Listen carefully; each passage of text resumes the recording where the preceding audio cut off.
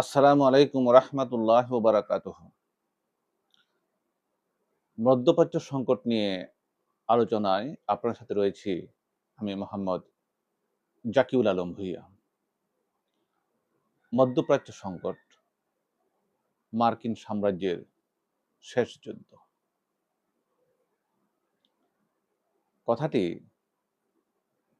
নতুন শোনালেও এটি কোনো আমার আবিষ্কৃত কথা নয়, বরং এখন এটি আপনি যদি ইন্টারনেট, গুগল কিংবা সোশ্যাল মিডিয়াতে চোখ রাখেন তাহলেই দৃশ্যপট আপনি দেখতে পাবেন।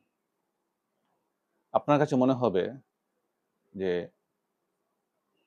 এই মধ্যপ্রাচ্যের বর্তমান সংকটই হতে যাচ্ছে মার্কিন সাম্রাজ্যের শেষ যুদ্ধ।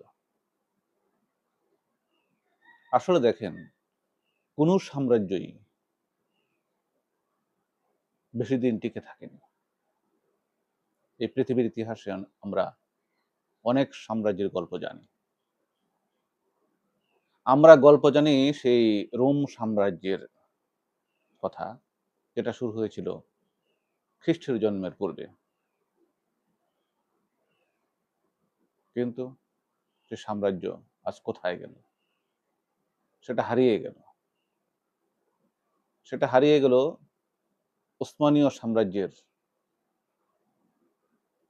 উত্থানের মাধ্যমে। সেই রোমান সাম্রাজ্যের ইতিহাস আজ ইতিহাসের পাতায়।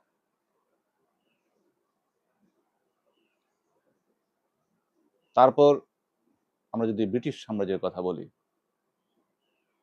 কথিত আছে যে ব্রিটিশ সাম্রাজ্যের সূর্য কখনো অস্ত যায় না। সে ব্রিটিশ সাম্রাজ্য আজ কোথায়?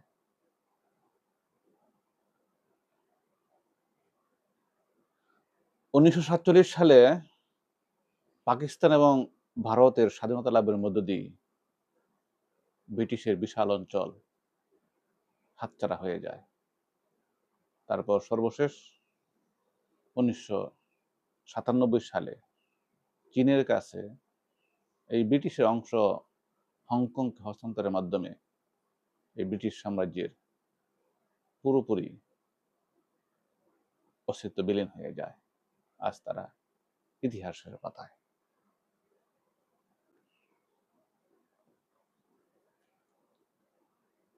এখন কথা হচ্ছে যে রোমান সাম্রাজ্য বা ব্রিটিশ সাম্রাজ্য তারা অনেকগুলো অঞ্চল, বিশ্বের অনেকগুলো ভূখণ্ড তারা দখল করে রেখেছিল, তাদের সাম্রাজ্য বিস্তার করেছিল, তাদের শক্তি প্রদর্শন করেছিল, তাদের উপনিবেশ স্থাপন করেছিল। এখন মার্কিন যুক্তরাষ্ট্র তাদেরকে কেন বা কোন আঙ্গিকে সাম্রাজ্য বলা হয়ে থাকে সেটা একটু দেখার বিষয়। রোমান ব্রিটিশ সাম্রাজ্যের ধরন থেকে মার্কিন সাম্রাজ্যের ধরন একটু ভিন্ন, কারণ পৃথিবী তো আগের আর সেই জায়গায় নেই। পৃথিবী বদলেছে, সাম্রাজ্যের ধরন বদলে গেছে। আমরা যদি এখন মার্কিন সাম্রাজ্যের কথা বলি, মার্কিন সাম্রাজ্য বলতে আমরা আসলে কি বুঝি? মার্কিন সাম্রাজ্য বলতে আমরা বুঝি তিনটি শক্তির, মার্কিন শক্তির বা কৌশলকে। আর একটি হচ্ছে যে সারা পৃথিবীতে তাদের ৮০০-র মতো সামরিক ঘাঁটি রয়েছে। তাদের স্বার্থ, তাদের ব্যবসা, তাদের চিন্তা, তাদের সংস্কৃতিকে চাপিয়ে দেওয়ার জন্য এই ঘাঁটিগুলো গর্জে ওঠে। নাম্বার 2, সেটা হচ্ছে যে পেট্রো ডলার। সারা বিশ্বের অর্থনীতিকে তারা এই ডলারের মাধ্যমে কক্ষিগত করে রেখেছে। পুরো অর্থনীতি, সমগ্র বিশ্বের অর্থনীতি মার্কিন সাম্রাজ্যের একটি শক্তি। নাম্বার 3, যেটাকে বলা হয় যে সফট পাওয়ার, বেদের কূটনৈতিক শক্তি। তারা কিছু মূল্যবোধ, তারা কিছু আদর্শ সারা পৃথিবীতে প্রচার করে।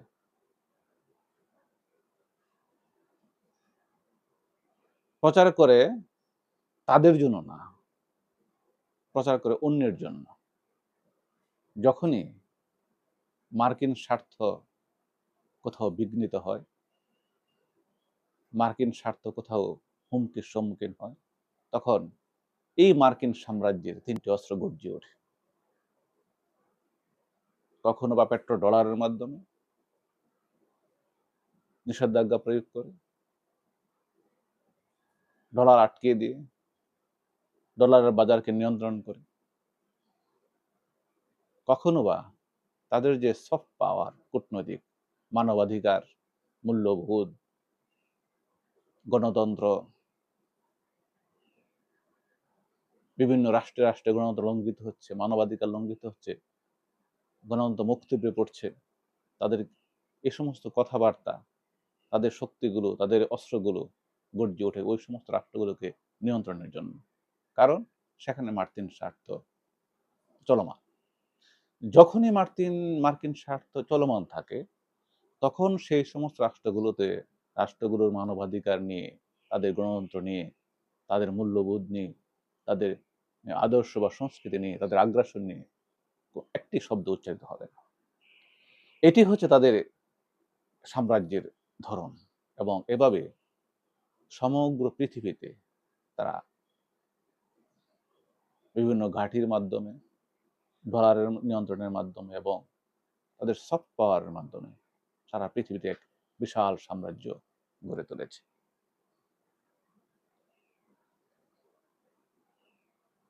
তো এই যে সাম্রাজ্য, এবং সেটা আমরা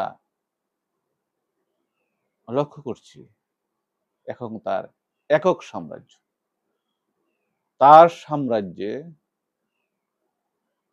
সাম্রাজ্যে এখন প্রতিবাদ করার মতো, আঙ্গুল তুলে কথা বলার মতো খুব কম শক্তি অবশিষ্ট রয়েছে।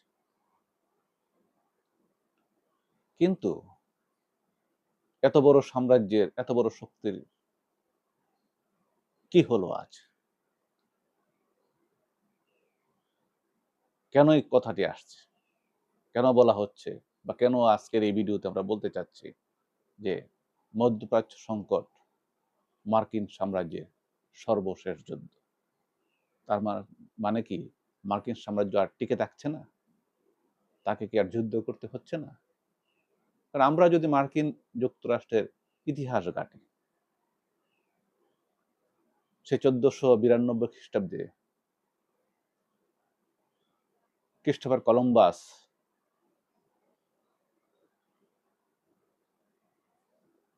যুক্তরাষ্ট্র আবিষ্কার করে।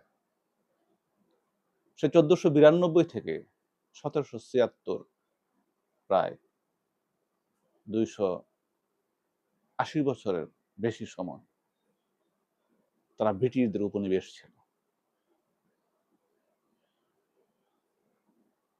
1776 সালের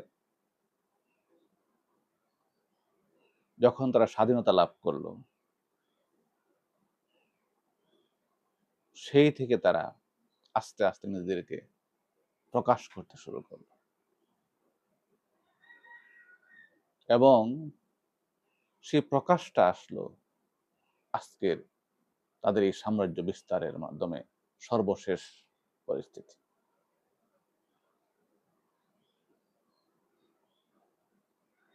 এখন যদি বলা হয়ে থাকে যে আসলে তোদের কোথায়, তাদের কি হলো, যে আজকে প্রশ্ন সামনে আনা হচ্ছে,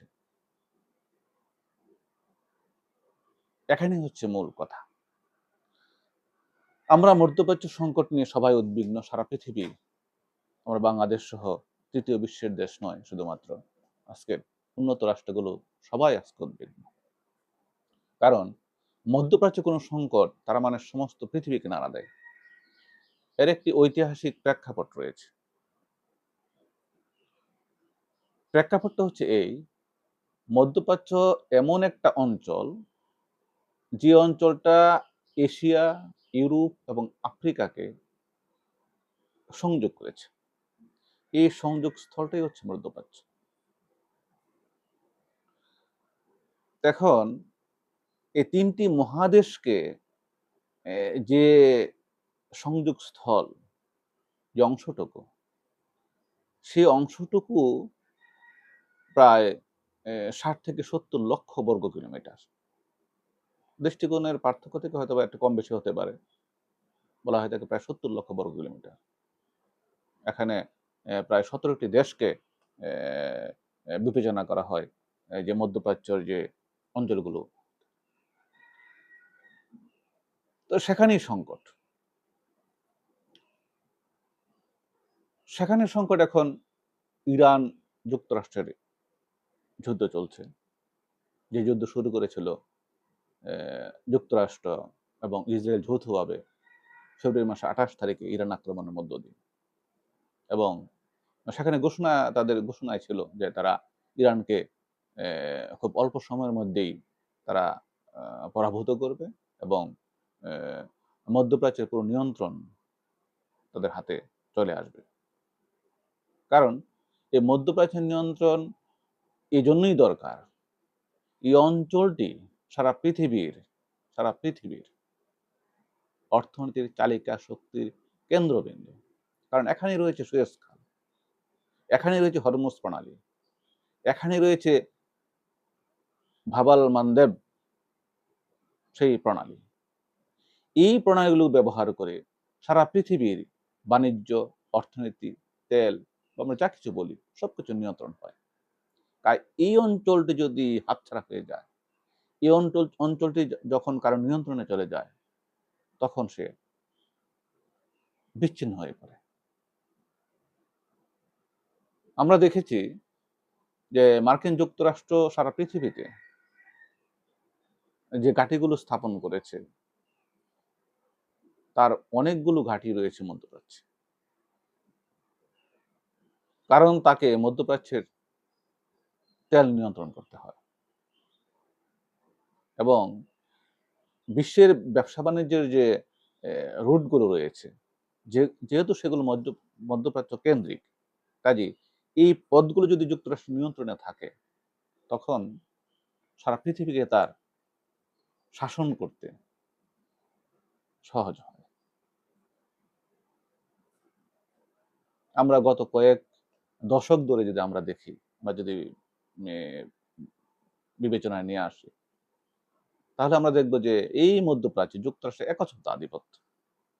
সৌদি আরব যুক্তরাষ্ট্রের ঘাঁটি, কুয়েতে যুক্তরাষ্ট্রের ঘাঁটি, বাহরাইনে, ওমানে, সংযুক্ত আরব আমিরাতে, অনেক দেশে তাদের ঘাঁটি রয়েছে। তো সেই ঘাঁটিগুলো কি? সেই ঘাঁটিগুলোর কাজ হচ্ছে তাদের সেই তেলের বাজার, তেলকে নিয়ন্ত্রণ করা। তাদের সেই ঘাঁটিগুলোর কাজ হচ্ছে ওই মধ্যপ্রাচ্যকে আমেরিকার করতল গর্ত করা। যাতে করে আমেরিকা সারা বিশ্বের বাণিজ্যকে, সারা বিশ্বের অর্থনীতিকে সে নিয়ন্ত্রণ করতে পারে। তো সেখানে যেটা হলো সেটা হচ্ছে যে যুক্তরাষ্ট্র যখন বুঝতে পারল যে মধ্যপ্রাচ্যে তার শান্তি বিঘ্নিত হচ্ছে বা তার মধ্যপ্রাচ্যের তার স্বার্থ শান্তি না, তার স্বার্থ বিঘ্নিত হচ্ছে, তখনই সে গর্জে ওঠে। এখানে মধ্যপ্রাচ্যে যে কাজটি যুক্তরাষ্ট্র করে সেটা হচ্ছে সেখানে ইসরায়েল নামক যে একটি রাষ্ট্র আছে সেই রাষ্ট্রকে সে ব্যবহার করে এবং তার প্রতিরক্ষার জন্য যা করা দরকার সেটা সে করে চলে এবং এটা ব্যবহারই করে তার স্বার্থকে সমুন্নত করার জন্য, তার স্বার্থকে রক্ষা করার জন্য। কাজেই যখন ইসরায়েল থেকে কোনো আহ্বান করা হয়, ইসরায়েল থেকে যদি কোনো মেসেজ আসে যে তাদের স্বার্থ সেখানে বিঘ্নিত হচ্ছে, মে উম তাদের উপর কোনো ধরনের হুমকি আসছে, তখনই যুক্তরাষ্ট্র তাদের পক্ষে দাঁড়ায় এবং সেখানে যে ইসরায়েল দ্বারা একটি অবৈধ রাষ্ট্র যেটা সৃষ্টি করেছিল একসময় যুক্তরাজ্য, ব্রিটেন। সেই ইসরায়েলকে এখন যুক্তরাষ্ট্র দশকের পর দশক ধরে অন্যায়ভাবে সমর্থন দিয়ে আসছে, তাকে রক্ষা করছে। এবং শুধু রক্ষাই করছে না, ইসরায়েল ফিলিস্তিনের উপর যে অমানবিক নির্যাতন করছে, যে জুলুম করছে, যে মানুষদের হত্যা করছে, সেখানে সে হামাসকে নির্মূলের মাধ্যমে, নির্মূল ঘোষণার মাধ্যমে সাধারণ নারী, পুরুষ, শিশু, বৃদ্ধ লক্ষ লক্ষ মানুষকে দিনের পর দিন হত্যা করে চলছে। যখনই ইসরায়েলের বিরুদ্ধে কোনো ব্যবস্থা গ্রহণের জন্য জাতিসংঘ কথা বলতে শুরু করেছে, তখনই যুক্তরাষ্ট্র তাদের ডাল হয়ে সেটাকে আটকে দিয়েছে। এরকম অনেক প্রস্তাব আছে, জাতিসংঘে অনেক প্রস্তাব রয়েছে, যেটা যুক্তরাষ্ট্র শেষ পর্যন্ত বেটু দিয়ে ইসরায়েলকে বাঁচিয়ে দিয়েছে। যে যুক্তরাষ্ট্র সারা বিশ্বে সফট পাওয়ারের নামে, গণতন্ত্রের নামে, মানবাধিকারের কথা বলে, শিশু নির্যাতনের কথা বলে, নারী অধিকারের কথা বলে, চাইল্ড রাইটস এর কথা বলে, সবাইকে ধমকে দেয়, সবাইকে সতর্ক করে, সেই যুক্তরাষ্ট্রের প্ররোচনায় ইসরায়েল আজ ফিলিস্তিনে নির্মম নৃশংসতা চালিয়ে যাচ্ছে, দিন, সপ্তাহ, বছর নয়, যুগের পর যুগ, দশকের পর দশক ধরে। তারই ধারাবাহিকতায় সে ইসরায়েল নামক রাষ্ট্রটিকে টিকিয়ে রাখার জন্য এবং তাদের নৃশংসতাকে সমর্থন দিতে গিয়ে গত 28 ফেব্রুয়ারি ইসরায়েল এবং যুক্তরাষ্ট্র যৌথভাবে ইরানের উপর হামলা করে, এবং সেই হামলার মাধ্যমে বর্তমান মধ্যপ্রাচ্য সংকট শুরু হয়েছে। এখন কথা হচ্ছে যে মধ্যপ্রাচ্য সংকট তো এরকম যুদ্ধ আগেও ছিল, আগেও হয়েছে। তো আজকে কেন এই প্রশ্ন আসছে যে মধ্যপ্রাচ্য সংকটের কারণে যুক্তরাষ্ট্রের সাম্রাজ্য এবং তার সাম্রাজ্যের আজকে এটা শেষ যুদ্ধ? কারণ যুক্তরাষ্ট্র তো ইরাকও আক্রমণ করেছিল, সিরিয়া আক্রমণ করেছে, লেবাননে আক্রমণ করেছে, তাদেরকে পর্যদস্ত করেছে, ইরানেও এর আগে আক্রমণ করেছিল। কিন্তু এবারের যে সংকট সেটা অনেকটাই ভিন্ন মাত্রা। সেটা হচ্ছে এবারের সংকটে এখন যে দৃশ্যপট, সে দৃশ্যপটে মনে হচ্ছে যুক্তরাষ্ট্র এখন হাঁটু গেড়ে বসেছে। যে ইসরায়েল এবং যুক্তরাষ্ট্র ইরানকে দুর্বল মনে করেছিল, তারা মনে করেছিল কয়েকদিন যুদ্ধের মাধ্যমে ইরানকে তারা শেষ করে দিবে।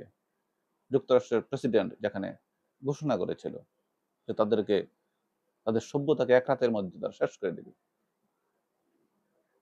যেখানে তারা টন টন বোমা নিক্ষেপ করেছে, তাদের অত্যাধুনিক প্রযুক্তি, অত্যাধুনিক ফাইটার জেট দিয়ে তারা, ক্ষেপণাস্ত্র দিয়ে তারা আক্রমণ চালাচ্ছে।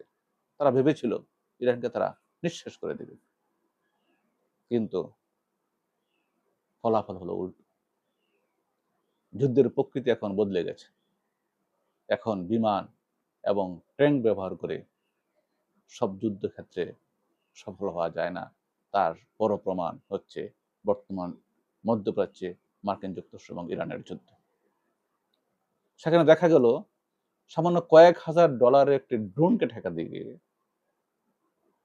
একটি ক্ষেপণাস্ত্রকে ঠেকা দিয়ে গিয়ে 20 লক্ষ মার্কিন ডলারের একটি ইন্টারসেপ্টর ব্যবহার করতে হচ্ছে, এবং সেই তাদেরকে প্রতিহত করতে গিয়ে তাদের যে ইন্টারসেপ্টর গুলো ব্যবহার করতে হচ্ছে, তাদের যে যুদ্ধ বিমানকে ব্যবহার করতে হচ্ছে, সেখানে তাদের বিশাল অঙ্কের ক্ষতি দাঁড়িয়েছে, এবং সেখানে তারা পারছে না। আজকে মিডিয়াতে খবর আসছে, আজকে মার্কিন যুক্তরাষ্ট্রের কথা হচ্ছে, তাদের সামরিক কর্মকর্তারা বলছে তাদের এখন অস্ত্র ফুরিয়ে গেছে, ইরানে যুদ্ধ চালিয়ে যাওয়ার মতো ওরকম অস্ত্র তাদের কাছে নেই।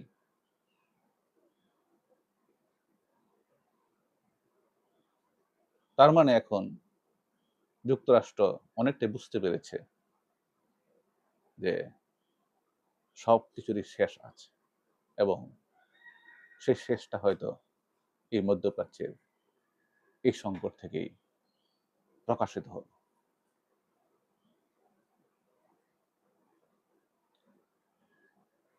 যে যুক্তরাষ্ট্র গর্ব ভরে কথা বলতো, তাদের পেট্রিয়ট ক্ষেপণাস্ত্র সম্পর্কে তারা প্রচার করত, তাদের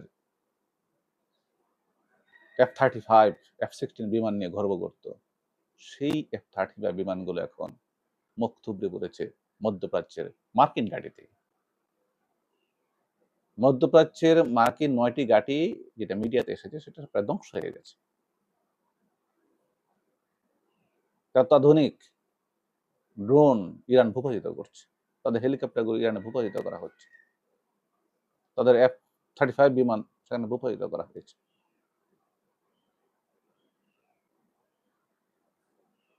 এই যে পরিবর্তন, এই পরিবর্তনই প্রকাশ করছে যে জামানা শেষ,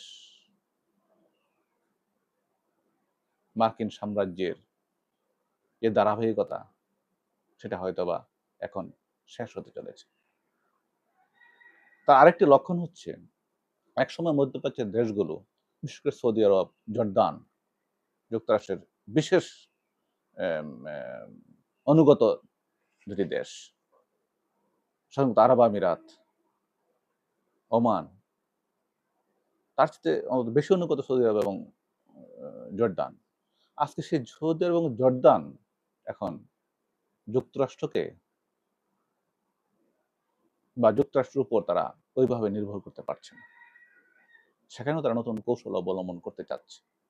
তারা বুঝতে পারছে যে যুক্তরাষ্ট্র তাদের নিরাপত্তার জন্য যথেষ্ট নয়।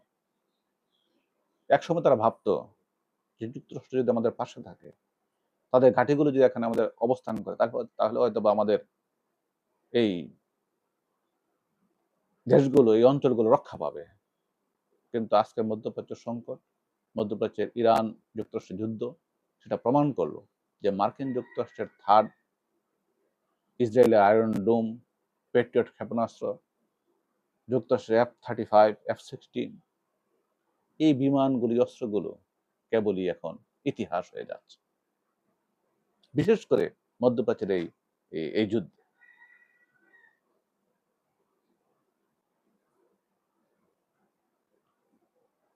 তো যুদ্ধর যখন এই পরিস্থিতি, মার্কিন যুক্তরাষ্ট্র অস্ত্র ভান্ডার যখন ঘাটতি,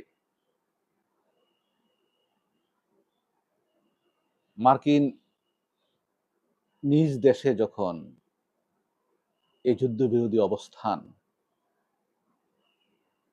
মার্কিন যুক্তরাষ্ট্রে যেখানে তেলের বাজার ঊর্ধ্বমুখী, জনগণের মধ্যে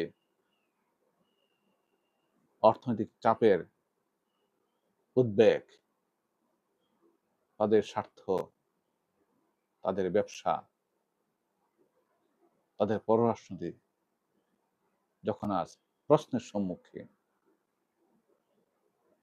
এই সংকটই বলে দিচ্ছে এটাই হয়তোবা যুক্তরাষ্ট্রের বা মার্কিন সাম্রাজ্যটাকে আমরা বলি, সেটার শেষ যুদ্ধ।